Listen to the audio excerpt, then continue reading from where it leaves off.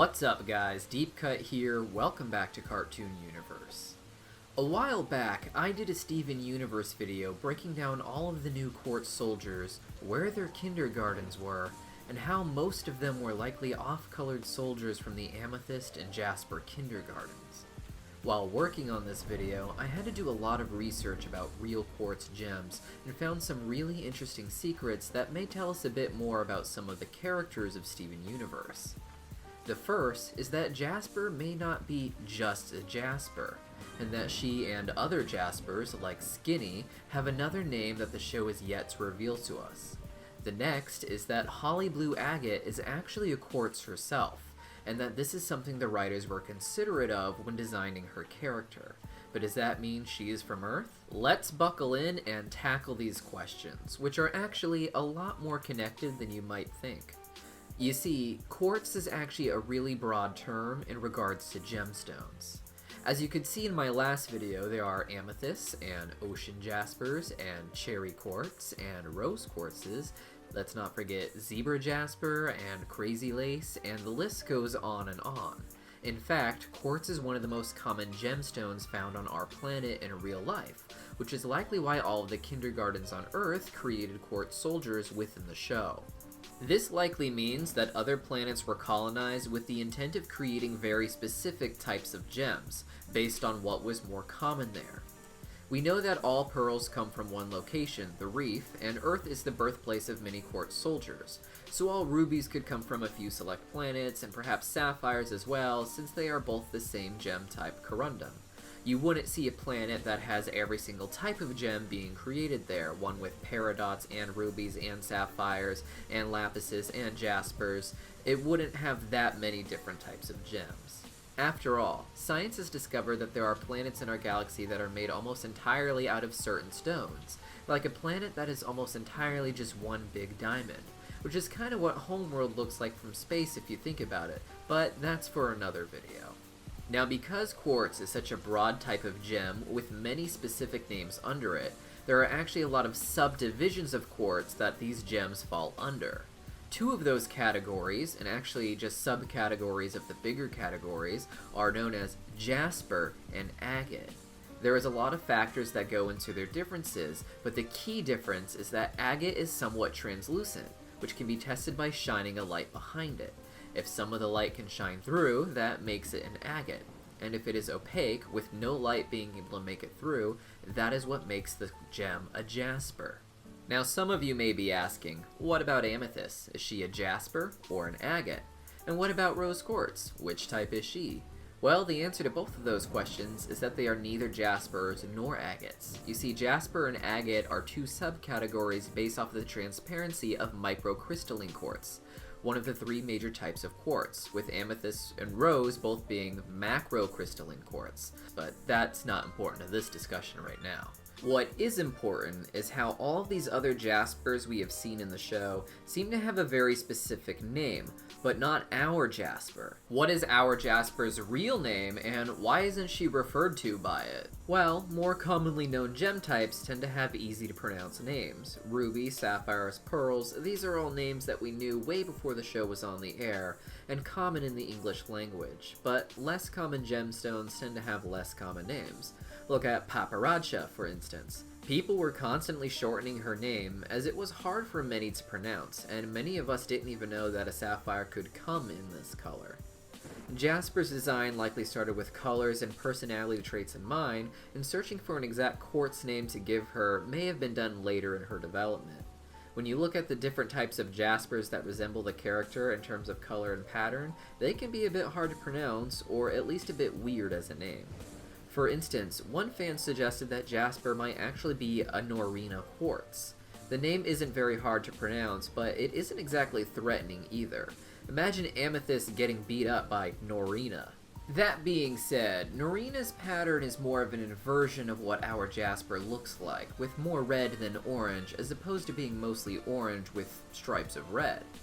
When trying to find an exact match, the best I could find are simply orange jasper and red jasper, which, while not as funny sounding as Norina, wouldn't make for good names either. Referring to a gem as its color is something that is generally reserved for a diamond.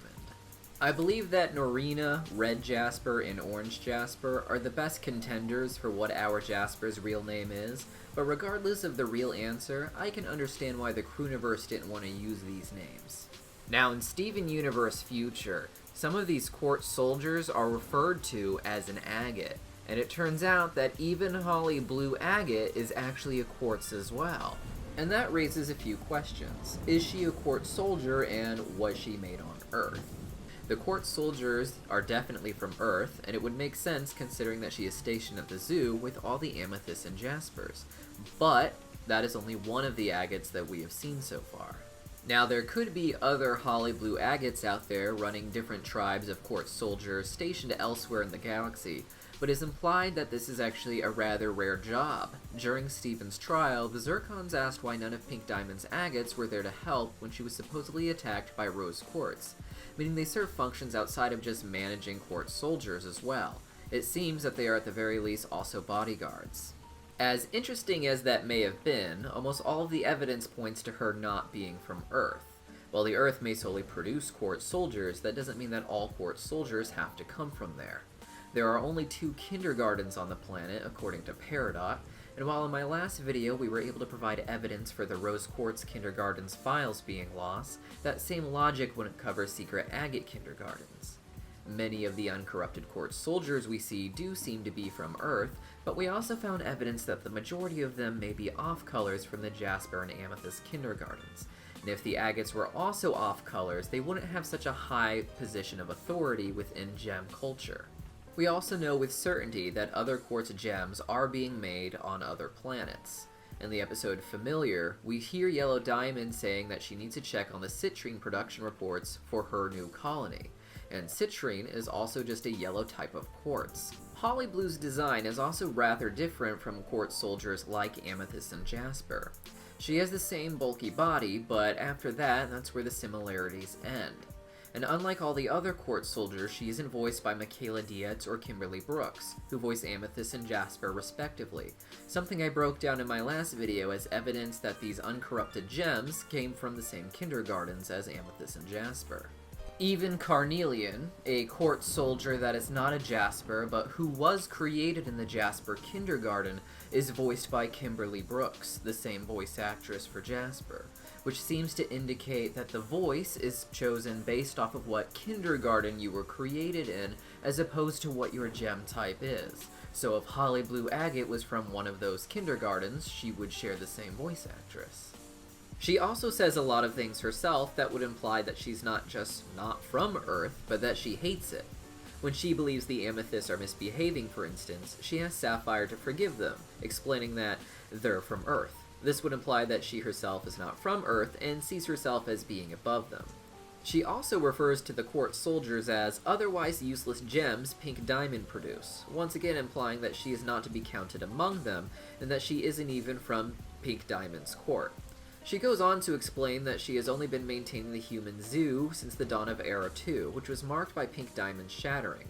We know the zoo was created before the rebellion even began to appease Pink, so this wasn't one of her agates in charge of that. She also refers to Blue Diamond as her own diamond, and doesn't seem to think very highly of Pink. Like Jasper, it is possible that she belonged to Pink, but was given a Blue Diamond later. After all, the other amethysts at the zoo now have Blue Diamond's seal as well.